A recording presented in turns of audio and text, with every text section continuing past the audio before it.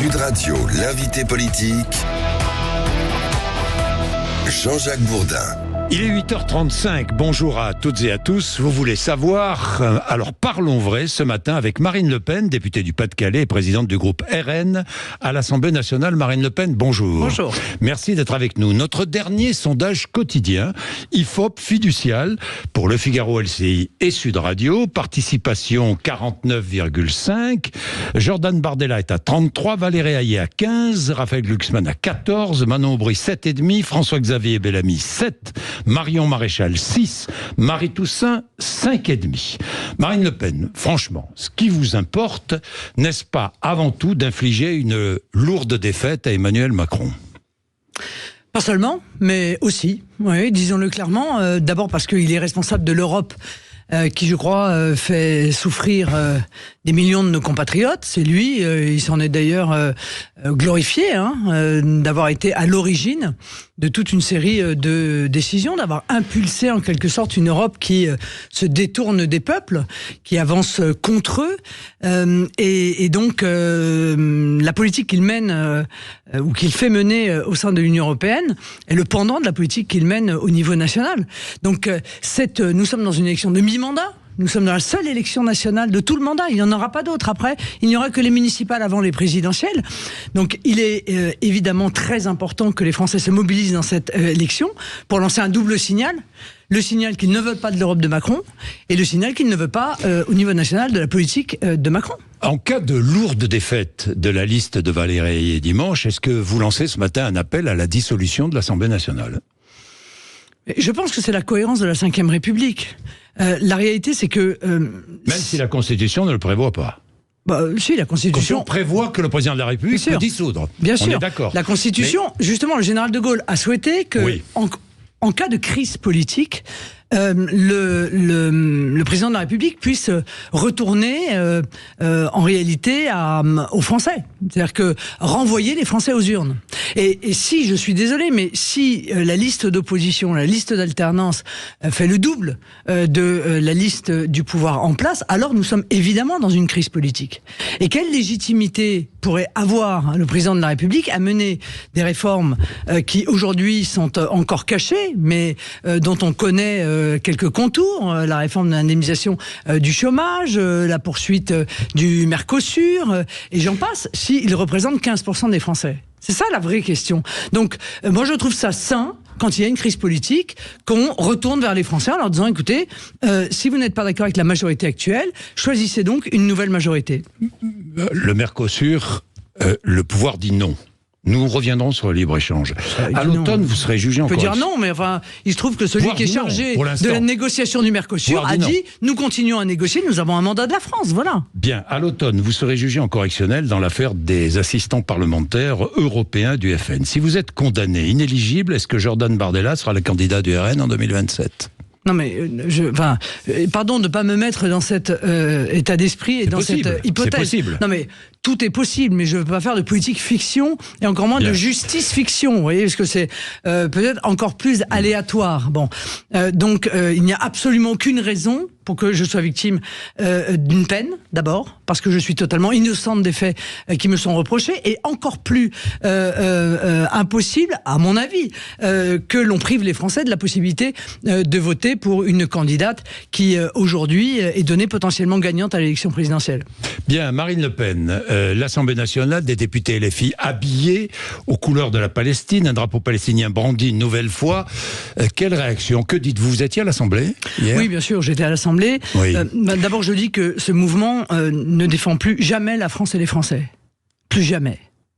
Ça fait des mois qu'il ne parle plus du tout de la situation sociale des Français, des difficultés des Français. Il ne parle que de la Palestine, il ne parle que de Gaza. C'est devenu le parti de défense, de la défense de Gaza. Ça, c'est la première des choses. La deuxième des choses, c'est que c'est une minorité qui, en réalité, est en train de bloquer la démocratie.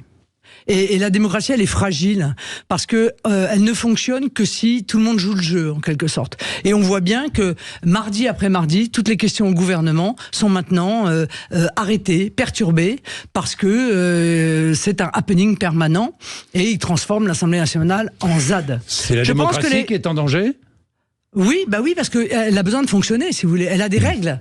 Et tout le monde peut s'exprimer en démocratie. Ils pourraient très bien exprimer leur soutien à Gaza dans les prises de parole que la démocratie leur accorde. Mais ils ne le font pas. Ils la bloquent. Et ils la bloquent parce qu'en réalité, ils veulent s'attaquer à toutes les institutions. Soyons clairs, la France insoumise s'attaque à toutes les institutions. Ils veulent mettre à bas toutes les institutions pour faire émerger leur monde, qui est un monde autoritaire, un monde brutal, un monde qui n'écoute personne d'autre qu'eux-mêmes. Et moi, je dis aux Français, venez aussi sauver la démocratie en empêchant la France insoumise de pouvoir empêcher cette démocratie de fonctionner. Marine Le Pen, à propos du Proche-Orient, un mot, Emmanuel Macron, quelques mots, appelle de nouveau le Hamas à accepter le plan de paix américain. Vous soutenez ce plan ? Moi, je soutiens la volonté de libérer les otages, qui est un préalable. Plan Biden, vous soutenez ? Qui est un préalable, oui. Bien entendu. Évidemment, c'est un préalable à l'arrêt des combats que nous souhaitons, bien entendu. Maintenant, quand on aura fait ça, on n'aura pas réglé le problème de qui est capable demain de pouvoir représenter les Palestiniens qui ne se reconnaissent pas dans les visées terroristes du Hamas. Il faut 2 États ? Oui, il faut 2 États. Nous avons toujours défendu 2 États, mais pas un État Hamas. Un État palestinien, pas un État terroriste. Et je comprends parfaitement que les Israéliens n'aient pas envie d'avoir comme voisin un État terroriste qui peut, du jour au lendemain, décider de venir, comme ils l'ont fait le 7 octobre, commettre un épouvantable massacre. Emmanuel Macron qui s'exprimera demain soir à 20h sur TF1 et France 2, temps de parole décompté d'ailleurs, 80e anniversaire du débarquement en Normandie, Proche-Orient, guerre Ukraine-Russie. Le lendemain, entretien avec Volodymyr Zelensky qui prononcera aussi un discours à l'Assemblée nationale. Vous y assisterez ? Oui, est-il le bienvenu à l'Assemblée ? Non, mais j'y assisterai, mais est-ce qu'on peut quand même voir que Emmanuel Macron, alors, d'un côté il y a la France insoumise qui ne parle que de Gaza, et de l'autre côté il y a Emmanuel Macron qui ne parle que de l'Ukraine. Bon, la réalité c'est qu'il y a que le Rassemblement national qui s'intéresse à la France et aux Français, à leur avenir et à leur vie quotidienne.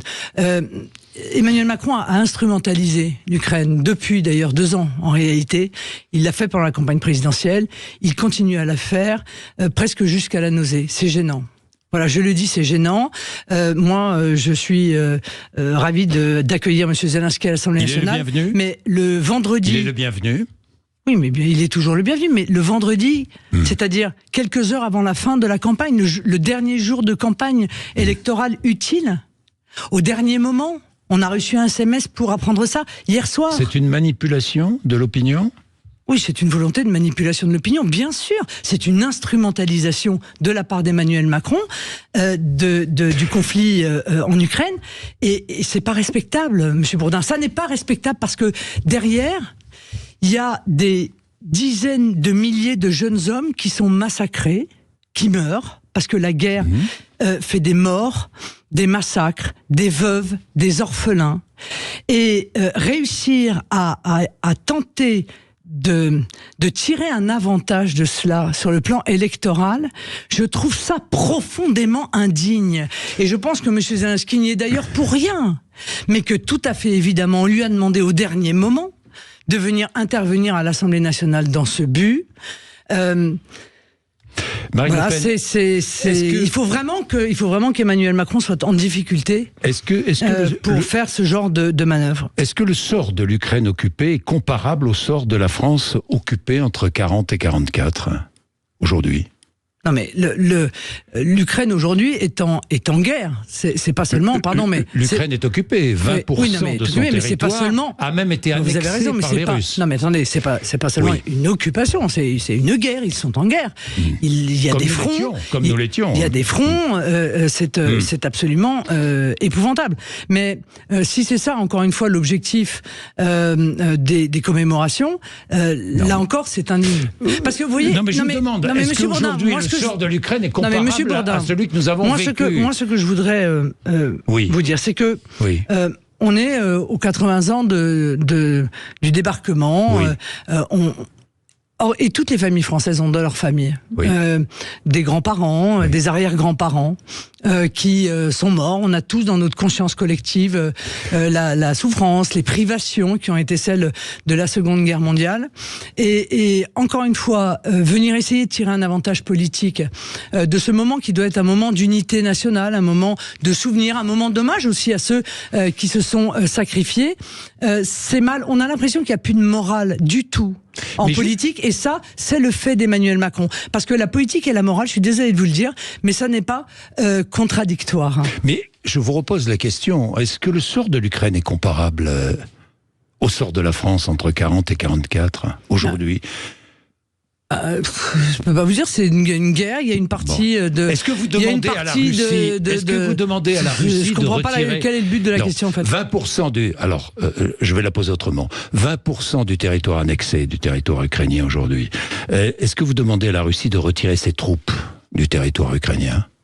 Mais moi, je demande à la Russie de respecter les frontières de l'Ukraine.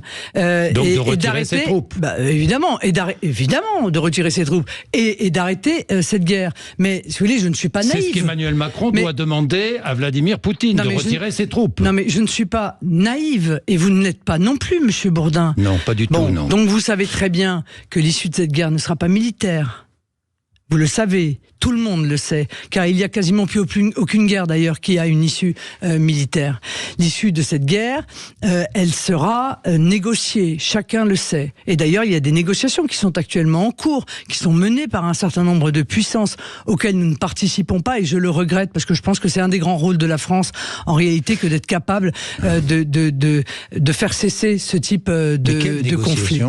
Mais c'est pas à moi de le dire. Le principe d'une négociation. Mais quelle négociation ? Parce que il y a un rendez-vous les 15 et 16 à Lucerne, en Suisse. Monsieur Bourdin, ne soyez pas ni de mauvaise foi, ni naïf. Pas de mauvaise foi, ni naïf. Ni de mauvaise foi, ni naïf. Je vous demande quelle négociation. Mais je ne sais pas quelle négociation. Pour une raison très simple. C'est que la négociation, le principe de la négociation, c'est entre deux parties. Et les deux parties qui sont belligérantes. Voilà, c'est ça le principe. Et personne d'autre ne peut venir négocier à leur place. Ce que je veux dire, et ce que chacun admet aujourd'hui, c'est que si l'OTAN, et je l'ai dit depuis le début de la guerre, si l'OTAN n'entre pas en guerre aux côtés de l'Ukraine, l'Ukraine ne gagnera pas militairement cette guerre. Or, je ne souhaite pas, bien entendu, que l'OTAN entre militairement aux côtés de l'Ukraine. Ça voudrait dire que la France... Donc l'Ukraine perdra la guerre. Non, elle ne la perdra pas. Il y aura une négociation qui s'effectuera entre les dirigeants russes et les dirigeants ukrainiens pour mettre fin à cette guerre. Mais c'est la seule solution. Sinon, c'est vrai, pas vrai, il y a une troisième solution. La troisième solution, c'est de continuer à livrer des armes à l'Ukraine et de nourrir une guerre de 100 ans qui fait encore une fois des milliers de morts, des milliers de morts tous les mois. À l'Ukraine, non, Marine Le Pen. Je ne dis pas qu'il faut cesser de livrer des armes. J'ai toujours pensé qu'il fallait leur livrer des armes défensives, dont ils ont d'ailleurs manqué il y a quelques semaines à Kiev, des armes défensives, pas des armes offensive, et leur livrer des armes suffisamment pour qu'ils soient en situation de négocier dans de bonnes conditions. Vous voyez, en situation, en quelque sorte, de force. Mais le problème, c'est qu'au fur et à mesure, si vous voulez, l'Ukraine s'affaiblit de fait. Parce que les batailles sont extrêmement dures, extrêmement compliquées. Est-ce que la Russie, dernière question sur l'Ukraine et la Russie, on ne va pas passer la matinée dessus, mais est-ce que la Russie menace l'Europe et la France ? Parce que Thierry Mariani dit non, et Jordan Bardella dit oui. Potentiellement, moi comme je ne suis pas dans la tête de Vladimir Poutine, je ne sais pas quels sont ses objectifs. Voilà, je ne le sais pas.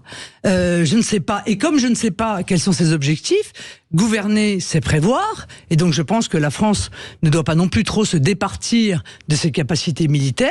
Car si demain, il s'avérait qu'elle était en situation d'être victime d'une agression, il faudrait qu'elle puisse se défendre. C'est pour ça que je refuse le partage de notre dissuasion nucléaire qui est quand même évoqué à mi-mot par Emmanuel Macron. Et c'est pour ça que je considère que aujourd'hui les échos qui me viennent de l'armée qui commence à s'inquiéter de la perte de substance de nos capacités m'inquiètent. Marine Le Pen, aujourd'hui à l'Assemblée nationale, vote d'une loi renforçant la lutte contre les ingérences étrangères en France. Vous voterez pour ? Mais non seulement je voterai pour, mais je ne comprends pas pourquoi Renaissance, qui pourtant est toujours extrêmement intéressée par les ingérences, sauf d'ailleurs quand ce sont ses propres élus qui sont concernés, a refusé de voter un délit, puisque nous avons fait un amendement pour créer un délit. Voilà, un délit d'ingérence ou de participation à une ingérence. Eh bien, ils ont refusé de voter ce délit. C'est étonnant quand même. Bien. Parlons d'Europe. Il nous reste là un peu plus de 5 minutes, 6 minutes. Ensuite, après 9h, vous serez là aussi avec nous. Nous allons parler d'Europe et de vos propositions. Alors, vous voulez instaurer une double frontière. Expliquez-nous concrètement, parce que je n'ai toujours pas compris. Expliquez-nous. C'est extrêmement clair. Il faut une frontière nationale, comme elle a toujours existé, comme elle existe dans tous les pays du monde. Ça, c'est la première des choses. Et la deuxième des choses, c'est que nous pensons que Frontex doit être une structure de protection des frontières européennes. Et donc aujourd'hui, une frontière européenne et une frontière française. Et aujourd'hui, clairement, c'est une structure d'accueil des migrants. Voilà. Bon, donc, moi, je pense que par exemple, Frontex devrait pouvoir être appelé en renfort par un pays lorsqu'il est victime d'un afflux massif, par exemple, de migrants, comme ça a pu être le cas par le passé, mais pas pour accompagner les migrants pour qu'ils s'installent en Europe et pour les relocaliser sous peine d'amende, comme c'est le cas depuis le pacte asile-immigration, mais pour les raccompagner à leur pays de départ. Mais la double frontière, j'ai pas très bien compris. Il y aurait une frontière aux confins de l'Europe et une frontière française. On est bien d'accord avec les citoyens européens qui pourraient circuler librement dans l'espace Schengen. C'est ça. Hein, et les citoyens venus d'autres pays qui ne pourraient pas. Alors je vais vous prendre simplement un exemple. Je suis français. Je pars en Espagne, retrouver des amis australiens. Je rentre en France avec eux dans ma voiture. Au Pertus, que se passe-t-il ? Je comprends plus. Mais il y a 2 fils, il y a une file... Soyons extrêmement clairs. Oui. Soyons concrets. Je suis en désaccord avec le fait que la libre circulation s'applique aux étrangers qui sont présents dans un des pays de l'Union européenne à quelque titre que ce soit. Voilà. Bon. Je pense que la libre circulation doit être réservée aux nationaux des pays de Schengen. Et je suis pas la seule, puisque je crois, j'ai retrouvé dans le livre de monsieur Stefanini une information comme quoi François Mitterrand avait exactement la même opinion sur ce sujet. Et c'est naturel que la libre circulation soit réservée aux nationaux. Concrètement, donc, non, mais laissez-moi expliquer. Oui. L'Allemagne a accueilli 1 million de migrants. C'est son droit. Elle fait ce qu'elle veut, l'Allemagne. Après tout, elle est souveraine. Mais ce qui n'est pas admissible, c'est que sur ces 1 million de migrants, il y en ait potentiellement 500 000 qui puissent, du fait que l'Allemagne les a accueillis, venir s'installer en France. Ça, je suis en désaccord. Je pense que si un pays accepte des gens, il faut qu'il les assume. Et pas qu'il s'en décharge sur les voisins. Et je pense que c'est sain. Et ça permettrait de réconcilier tout le monde avec la libre circulation, qui est aujourd'hui un concept en recul à cause, précisément, de l'absence de maîtrise de l'immigration qu'elle engendre. C'est quand même assez simple je comme comprends concept. l'intention, mais je ne comprends pas l'application. Marine Le Pen. Ben oui, pardon, mais à chaque fois qu'on propose quelque chose, on nous dit mais c'est pas possible. Concrets. Eh bien écoutez, si vos amis australiens qui sont en Espagne veulent aller en France, ils demandent à la France l'autorisation de pouvoir venir en France. C'est-à-dire que quand j'arrive au Pertus, ils sont contrôlés. Non, mais les Australiens brutalement vont se dire tiens, j'irai bien en France. Mais non. Mais bon. Je suis désolé, mais on est un pays, et les étrangers doivent demander l'autorisation de pouvoir y séjourner. C'est comme ça dans tous les pays du monde, monsieur Bourdin. Il n'y a pas un pays où vous débarquez sans avoir demandé l'autorisation. Ça pourrait être bien qu'on reprenne les bonnes habitudes. Ce n'est pas comme ça en Europe. Non, et ce ne sera toujours pas le cas entre Européens, mais ce sera le cas à destination des gens qui viennent de l'extérieur. Bien, vous voulez une Europe à la carte, vous l'avez dit, pour choisir les décisions européennes qui vous plaisent et rejeter les autres, c'est un peu ça. C'est pas vraiment ça. Pas non, tout non. à fait ça. Non, c'est pas tout à fait ça. Nous voulons améliorer en fait le fonctionnement de l'Union européenne. Nous voulons en arrêter avec les politiques qui sont, à notre avis, toxiques. Évidemment, nous ne voulons pas sortir de l'Union européenne. Ça, ce sont les absurdités.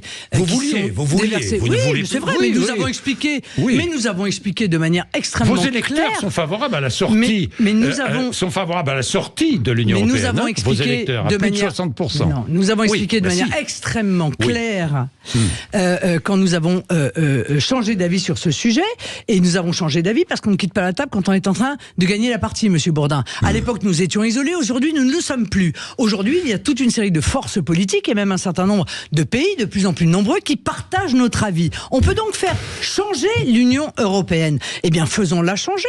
Mais au maximum, vous allez représenter 20%. Quoi. Mais en quoi cela, du Parlement. Mais en quoi cela peut-il nous être reproché? Je veux dire, moi, dans toute ma vie politique, j'ai tenté, j'espère demain avec succès, d'accéder justement au pouvoir pour changer les politiques qui sont menées en France.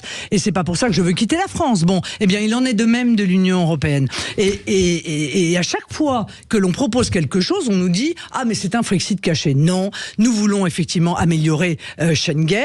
Même si Jordan Bardella a applaudi le Frexit il y a un temps, pas si lointain. Mais oui, non, mais pas si lointain. Non, mais le problème n'est pas de l'applaudir. Le problème, c'est de faire respecter les décisions des peuples. C'est un échec, le Frexit, d'ailleurs. Mais c'est un échec de l'Union européenne. Et le Brexit, c'est un échec. Mais c'est un échec de l'Union européenne, Monsieur Bourdin. Parce que la réalité, c'est que si l'Union européenne ressemblait à ce que nous voulons en faire, la Grande-Bretagne ne serait pas partie. Voilà. Et peut-être même reviendra-t-elle si l'Union européenne ne fonctionne pas comme elle fonctionne aujourd'hui, avec des menaces, avec du chantage, avec des politiques de décroissance, avec des politiques d'ouverture totale des frontières et de passoires. Je suis convaincu que la Grande-Bretagne pourrait envisager de revenir dans une Union européenne qui serait une Europe des nations, une Europe des coopérations, une Europe du respect des peuples. Nous allons rester dans le concret juste après la pub, et dès 9h, vous serez encore avec nous. Je vous remercie, Marine Le Pen, de rester après 9h, et certains auditeurs vont pouvoir vous poser des questions à partir de 9h10. Vous êtes sur Sud Radio. Merci d'être avec nous ce matin, il est 8h57. Sud Radio, l'invité politique, Jean-Jacques Bourdin. Bien, Marine Le Pen est avec nous ce matin sur l'antenne de Sud Radio. Marine Le Pen, parlons de ce qui intéresse les Français. Dans les débats est revenu un sujet important, les véhicules électriques. Souvent revenu dans les débats, les véhicules neufs à moteur thermique, je dis bien neufs, ne seront plus vendus dans l'Union européenne dans 11 ans, 2035. Jordan Bardella affirme que ce vote du Parlement européen signe la mort de l'industrie automobile européenne. Oui.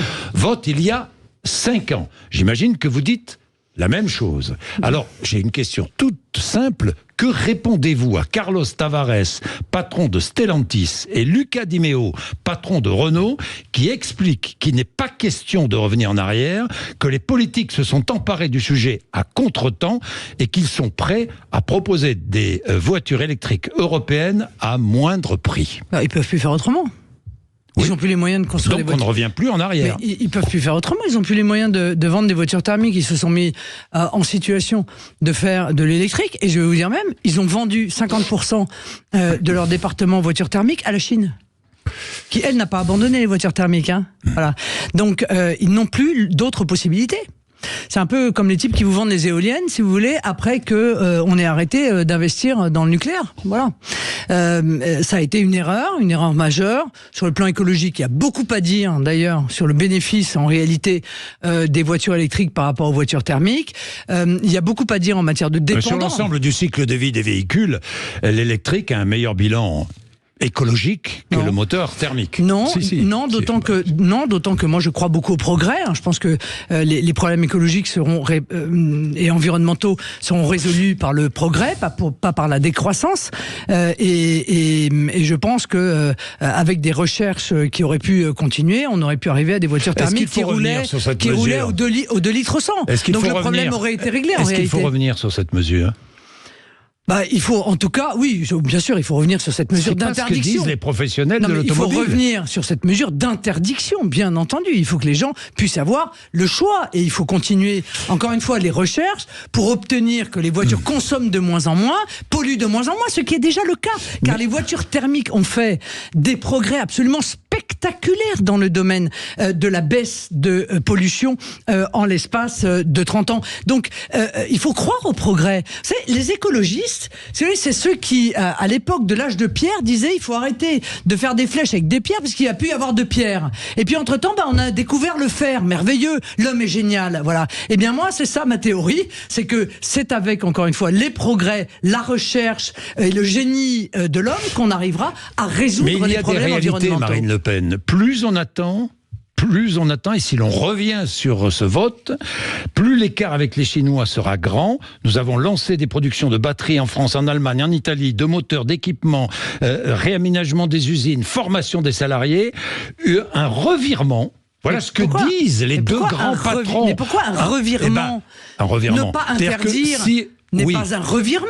Mais s'ils pensent si on n'encourage pas la construction de voitures électriques, c'est la mort de l'industrie automobile européenne. Voilà ce que disent messieurs Tavares et Lucas Di Meo. D'accord, ils sont bien gentils. Donc en réalité, ils veulent que les impôts des Français participent à verser des subventions pour acheter des voitures que sinon personne ne peut acheter tellement elles sont chères. Ok.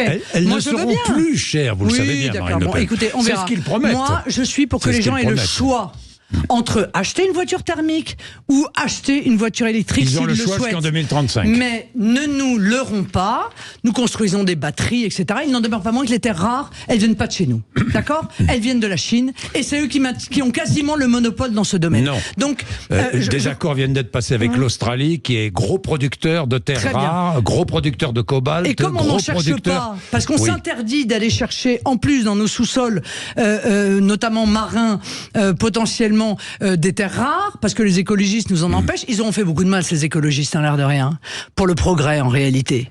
Bon, tout ça dans un pays qui représente 0,6% en fait des émissions mondiales. C'est-à-dire qui est le plus propre de tous les pays, qui est le plus en avance, qui a fait déjà sa conversion écologique avec justement grâce aux politiques du gouvernement. Mais pas du tout, grâce au nucléaire, grâce au choix du général de Gaulle. C'est évidemment cela qui a fait que nous sommes le pays le plus décarboné et que nous sommes aussi en avance sur les autres. C'est ce que Emmanuel Macron a failli tuer d'ailleurs, puisqu'il voulait supprimer et fermer 14 réacteurs nucléaires. Il a changé d'avis. Mais sans dire. Vous avez changé d'avis. En politique, on change d'avis. Oui, mais moi, quand je change d'avis, je le dis. Oui. Vous voyez, je le dis et je l'explique. Lui, il change d'avis sans le dire. Et quand on lui dit vous avez changé d'avis, il dit c'est pas vrai. Bon, moi je veux bien, mais ça ne me paraît pas extrêmement responsable. Puisque l'on parle d'énergie, Marine Le Pen, je veux que la France redevienne un paradis énergétique. C'est ce que dit Jordan Bardella. Vous voulez davantage de nucléaire et moins d'énergie renouvelable avec le démantèlement des éoliennes. On est d'accord. Alors, comment allez-vous faire pour éviter les pénuries d'électricité? Mais il n'y a pas de raison d'avoir des pénuries d'électricité. Pourquoi? Parce que... Dans l'immédiat, on fait comment? La première nouvelle centrale nucléaire pourrait entrer en service en 2038. Non mais écoutez, nous sommes en 2024, dans 15 ans. Non mais on nous a fait le coup des pénuries, etc. La réalité c'est que là, il n'y a pas de pénurie, d'accord? Bon, il y en a eu l'année dernière. On a été obligé d'acheter de l'électricité en Allemagne. Non, il y a eu des pénuries.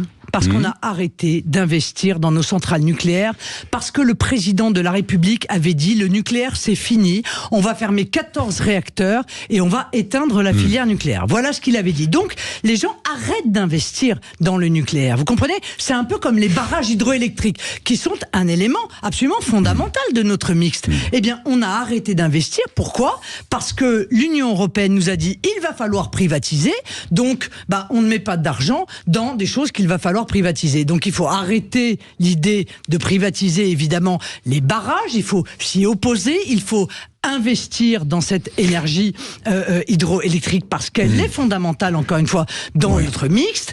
Il faut investir dans les centrales nucléaires et peut-être d'ailleurs l'argent que l'on met et qui est considérable dans le réseau des éoliennes déjà. Bon. Là, il faut démanteler les éoliennes. Vous êtes d'accord? Tout de suite, il faut commencer il faut déjà, à démanteler les éoliennes. Mais commençons déjà. Comment fait-on pendant 15 ans? Non mais monsieur Bourdin, excusez-moi. Oui. À chaque fois qu'on dit quelque chose, la technique consiste à dire c'est pas possible, rien n'est possible. C'est possible, tout est possible. Il y a des principes de réalité. Oui, il y a un principe de réalité et comme nous sommes pragmatiques, on tient compte du principe de réalité. Oui, d'abord, on arrête d'en construire des éoliennes. On arrête d'en mettre absolument partout. Notamment en mer, ce qui va effondrer notre tourisme parce que c'est d'une laideur absolument inouïe et entraîner toute une série de problèmes pour nos pêcheurs, pour la faune, la flore, etc. Bon, déjà on commence par arrêter ça. Et puis on va démanteler les parcs qui sont les parcs qui abîment le plus, d'abord en commençant par eux les paysages. Et puis on le fera progressivement au fur et à mesure où on fera remonter notre production électrique. Mais la vraie question est que personne n'a posé à Emmanuel Macron, et d'ailleurs à son prédécesseur.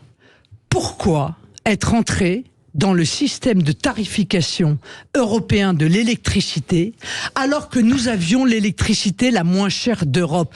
Quelle raison a justifié cette décision dogmatique, car moi je pense qu'elle est dogmatique, consistant à être les meilleurs élèves de l'Union européenne, quitte à faire doubler ou tripler les factures d'électricité de nos compatriotes? Pourquoi? Et donc cette vous sortez du marché européen de l'électricité? Non, des règles de tarification. Mais oui, bien sûr, on va continuer à vendre, mais on va continuer à vendre de l'électricité, et je vais vous dire, on va même en vendre mieux, acheter parfois. Et plus. On va sûrement en vendre plus qu'on sera les moins chers. Voilà. Donc l'Allemagne nous en achètera, elle qui a, sur le plan écologique, beaucoup de choses à se reprocher, puisqu'elle a réouvert en fermant ses centrales nucléaires, les centrales à charbon. Bien, mais pendant 15 ans, il va falloir, avant que les nouvelles centrales nucléaires soient en activité, il va falloir trouver des solutions. Non, mais nous avons déjà des... Enfin, je veux dire, on part pas de rien, monsieur Bourdin, Dieu merci. On prolonge les vieilles centrales jusqu'à 50 ans, ce qu'aucun pays n'a fait. Mais pardon C'est-à-dire que les vieilles centrales nucléaires françaises vont produire plus que ce qu'elles produisent aujourd'hui. Pardon? Mais dites-moi, qui a fermé Fessenheim et pourquoi? Non, c'est une vraie question. Pourquoi? Oui. Alors que c'était devenu, avec des investissements qui ont été faits, la centrale presque la plus moderne de France. Et on l'a fermée pour des raisons idéologiques, dogmatiques. Donc oui, nous pouvons, car nous savons maintenant que nous pouvons repousser effectivement l'âge des centrales. Aux États-Unis, ils l'ont fait sans aucun problème, avec, pour le coup, les mêmes types de centrales que les nôtres. Un mot sur la priorité pour les entreprises françaises dans les marchés publics. Vous voulez instaurer une priorité, là aussi, les conséquences pourraient être, je dis pourraient, c'est du conditionnel, mais quelles seraient les conséquences de cette priorité nationale pour les entreprises? Des conséquences extrêmement positives, c'est que les collectivités qui fonctionnent avec l'argent des contribuables, eh bien, il est quand même plus naturel qu'ils puissent faire travailler des entreprises françaises. Je vais vous plutôt qu'européennes, hein? Ouais, je vais vous raconter une petite histoire. Oui. Quand j'étais conseiller régional, au Conseil régional d'Île-de-France, un jour, je vais voir le président du Conseil régional d'Île-de-France, qui à l'époque était Monsieur Huchon, en lui disant, mais pourquoi est-ce que vous n'achetez pas des voitures pour le parc?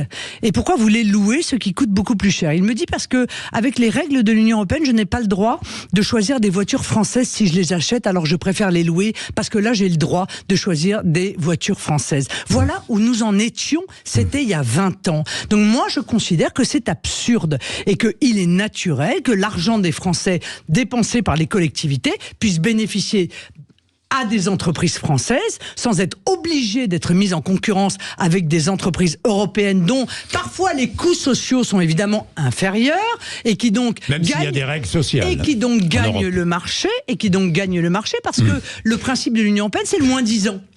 Eh ben moi je réfute cela. Pourquoi choisir le coût du travail en Allemagne n'est pas moins cher qu'en France et l'Allemagne est notre premier partenaire commercial. Ah, c'est marrant parce que pourquoi vous choisissez l'Allemagne? Non, je vous dis ça parce mais pourquoi vous choisissez l'Allemagne? Parce qu'il y a toute une série d'autres pays autour de l'Allemagne parce que c'est notre premier partenaire commercial. Non mais d'accord, mais oui. Mais quel est le rapport avec le fait qu'il soit mais quel est le rapport entre le fait que l'Allemagne soit un partenaire commercial et le fait que nos entreprises puissent être choisies par les collectivités? commercial, Marine Le Pen. Pourquoi? Mais en quoi? Pourquoi? Mais non, mais... Parce que nos entreprises peuvent vendre en Allemagne. Et les entreprises allemandes peuvent vendre en France. Mais la proposition que je fais, Monsieur Bourdin, ne change rien à cela. Je vous parle de la commande publique.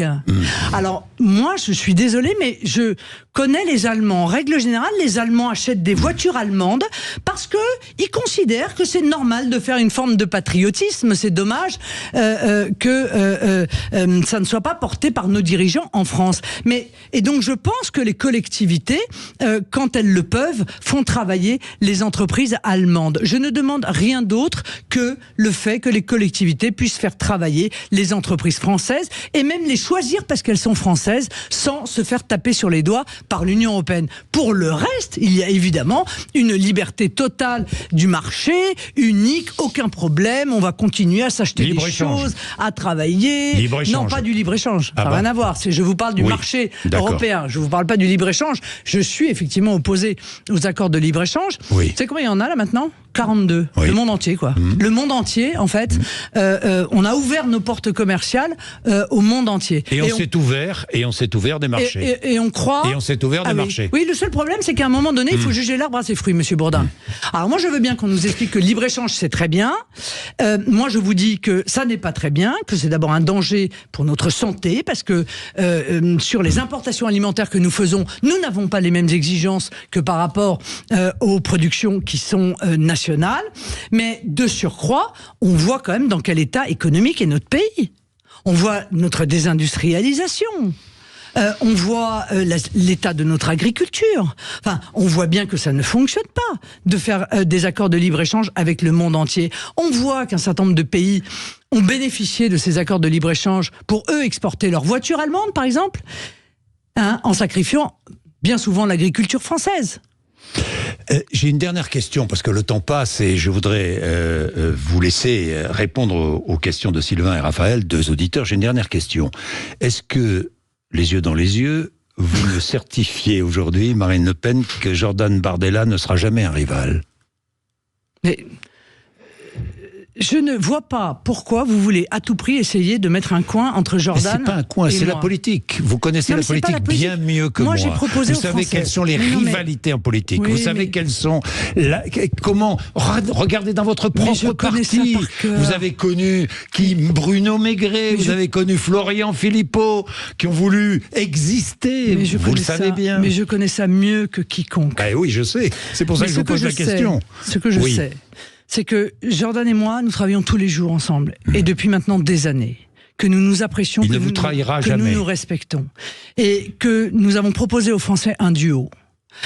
Nous proposons aux Français, s'ils m'élisent à la présidence de la République, que Jordan Bardella soit Premier ministre et que nous puissions mettre en commun les qualités qui sont les nôtres, la capacité de travailler en bonne intelligence et surtout les objectifs communs que nous avons. C'est cela que nous proposons. C'est un peu inédit de proposer un duo en France, c'est vrai. Ça n'a pas toujours marché, mais bon. Non, peut-être, je ne sais pas, par le passé à qui vous faites référence, mais je pense que c'est cela qui peut sortir le pays de la situation dans laquelle il est. Il ne vous trahira jamais. Mais il n'aura pas à me trahir, parce que pour me trahir, il faudrait qu'il veuille être à ma place. Il ne voudra jamais être à votre place. Et il faudrait que j'y résiste. Il viendra peut-être un temps où je n'aurai pas envie de résister. Il est 9h16, vous êtes sur Sud Radio. Raphaël, Sylvain sont avec nous. Raphaël, bonjour. Oui, bonjour Jean-Jacques, bonjour Madame Le Pen. Bonjour. Alors, posez votre question, Raphaël. Allez-y, vous êtes libre ici. Merci. Parlons vrai. Oui, Madame Le Pen, voilà. Êtes-vous favorable à l'extension de l'Union européenne? Si oui, pourriez-vous nous dire pourquoi? Sinon, quels sont les leviers dont disposent les représentants du Rassemblement national au Parlement européen pour s'y opposer? Merci. J'y suis fondamentalement opposé, bien entendu. Je suis contre tout nouvel élargissement. Je pense que tout nouvel élargissement entraînera un affaiblissement, évidemment, de notre économie, une aggravation du dumping social et environnemental que nous subirons à l'intérieur de l'Union européenne, que ça effondrera en grande partie les finances, d'ailleurs, de l'Union européenne, et donc sera probablement une occasion de justifier les impôts, les nouveaux impôts européens que Madame Hayé veut mettre en œuvre. Et ce sera surtout un drame pour notre agriculture, en réalité. faut bien comprendre une chose, hein, c'est que il y a que deux solutions. Le budget de la PAC, s'il y a un élargissement, le budget de la PAC augmente. Et à ce moment-là, c'est une contribution supplémentaire que l'on va réclamer à la France, alors que notre contribution nette a été multipliée par 3 depuis l'arrivée d'Emmanuel Macron à la tête de l'État. Soit on garde un budget constant pour la PAC, et à ce moment-là, eh bien, les agriculteurs français auront une part moindre de notre propre argent. Comment pourrez-vous empêcher un élargissement ? Normalement, c'est le peuple français à 20%. qui... Non, mais en l'occurrence, c'est le peuple français qui devrait l'empêcher, puisque je vous rappelle que il était inscrit dans la Constitution que tout nouvel élargissement devait faire l'objet d'un référendum. Et il s'avère que Nicolas Sarkozy a fait changer cette règle et que l'on peut se passer en quelque sorte de ce référendum si 3/5 de l'Assemblée nationale et du Sénat sont d'accord pour le faire. Je pense qu'au moment où je vous parle, 3/5 de l'Assemblée nationale et du Sénat refuseront d'empêcher la tenue d'un référendum. Donc vous voyez, c'est même pas au niveau du Parlement européen, mais c'est au niveau de la France qu'on va s'y opposer. Une question au passage, et puis je vous laisse répondre à Sylvain. Une question au passage, avec qui les élus du RN au Parlement européen siégeront-ils ? Avec les conservateurs, la droite, le PPE par exemple ? Non, le PPE non. Non, jamais. Non, le PPE avec qui non. Parce que j'ai vu que Giorgia Meloni était très proche de Marion Maréchal, qui l'a même rejointe cette semaine, il y a 3-4 jours, me semble-t-il. Avec qui ? Déjà pas avec le PPE, hein. Parce que moi je voudrais quand même rappeler à ceux qui nous écoutent que M. Bellamy, qui vient nous expliquer que tout ce qui a été fait dans l'Union européenne est dramatique, il fait partie du PPE. Le PPE est le parti majoritaire. Le premier parti. Et tout ce qui se fait au Parlement européen ne peut se faire que grâce au PPE, en quelque sorte. Donc il est responsable en réalité de toutes les politiques qui sont menées par Mme von der Leyen, qui est candidate de où ? Du PPE. Voilà. Bon, donc c'est sa candidate. Ils ont voté pour elle. Ils ont voté pour sa commission. Il n'y a aucune discussion là-dessus. Donc on peut pas venir. Ils n'ont pas adoubé. Non, mais on peut pas. Si. Pas récemment, ils n'ont pas adoubé. Oui, non, mais d'accord, ils ne voteront pas pour Ursula von der Leyen. Non, mais on ne peut pas venir critiquer Mme von der Leyen à Paris après avoir soutenu pendant 5 ans toutes les politiques qu'elle a menées à Bruxelles. Parce que ça, c'est de l'escroquerie. Permettez-moi de vous le dire et de vous le rappeler. Donc jamais, évidemment, nous ne pouvons travailler avec le PPE, puisque nous sommes, radicalement opposés à Mme von der Leyen. Jamais de notre vie nous voterons pour Mme von der Leyen. Nous nous sommes opposés à Mme von der Leyen. Nous n'avons pas voté pour la commission de Mme von der Leyen. Et nous nous sommes opposés à toutes les politiques néfastes que Mme von der Leyen a proposées.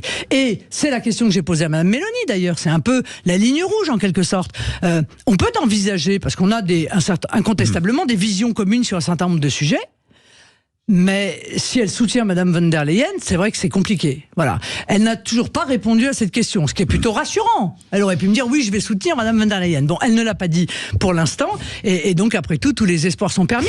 Mais il est sûr que si nous arrivons entre ECR et ID à constituer une entité politique commune, on sera la deuxième force politique du Parlement européen. ID sans la FD. Hein. Sans la FD, oui. Sans les Allemands. Sans les Allemands, sans l'extrême droite allemande. Tout à fait. Bien, Sylvain, à Megève. Bonjour Sylvain. Bonjour Jean-Jacques, bonjour Madame Le Pen. Bonjour. C'est un plaisir d'échanger avec vous. Merci. D'autant que vous êtes en train de faire une très belle campagne. Merci beaucoup. Ce sera mon introduction. Je me permets de vous poser une question à propos du conflit israélo-palestinien. Il y a en ce moment en France une réelle menace par rapport à l'importation de ce conflit. On le voit dans les universités, de partout sur le territoire, on ne parle que de ça. Il y a des violences, etc. Bon, on a tous regardé les infos ces derniers temps et on voit ça. Je trouve que on est trop gentil avec Israël, qui à ce moment se comporte de façon horrible. Pourquoi, d'après vous, les médias et puis les partis politiques en ce moment sont plus pro-israéliens que pro-palestiniens, alors que moi je précise, on devrait être ni pro-israélien ni pro-palestinien, pro-France, pour soutenir l'Église, pour soutenir notre civilisation.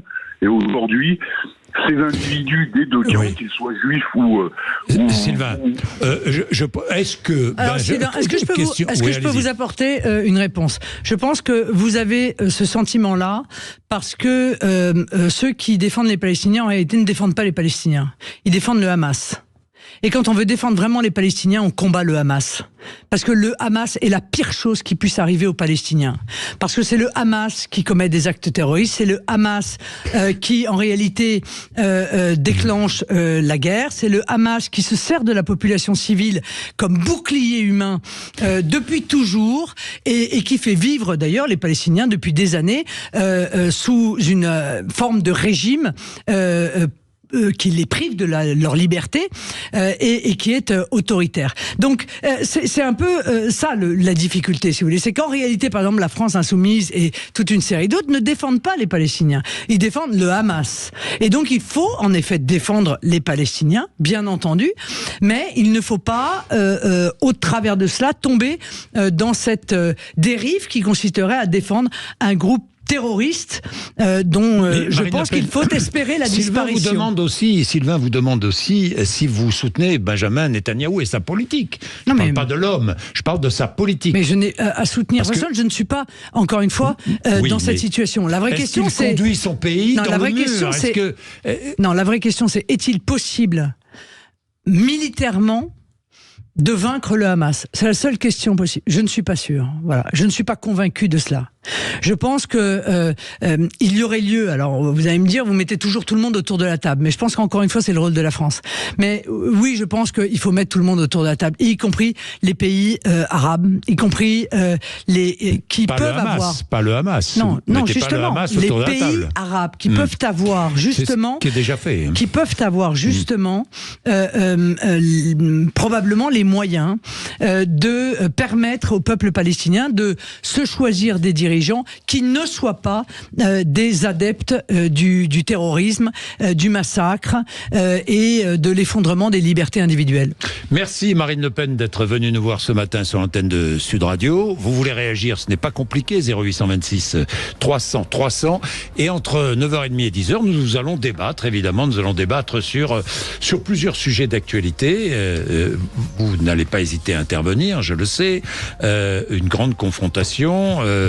Le chef de l'État, Emmanuel Macron, a donné une interview aux médias en ligne, Le Crayon, c'était hier, à 5 jours des Européennes. Le média compte des comptes Instagram et TikTok qui cumulent près de 450 000 abonnés. Nous allons parler de cela, des jeunes, pour qui vont voter les jeunes, et nous aurons avec nous le directeur national du mouvement des jeunes du Rassemblement national et puis la présidente des jeunes socialistes. Les jeunes et la politique, débat entre 9h30 et 10h sur l'antenne de Sud Radio. À tout de suite.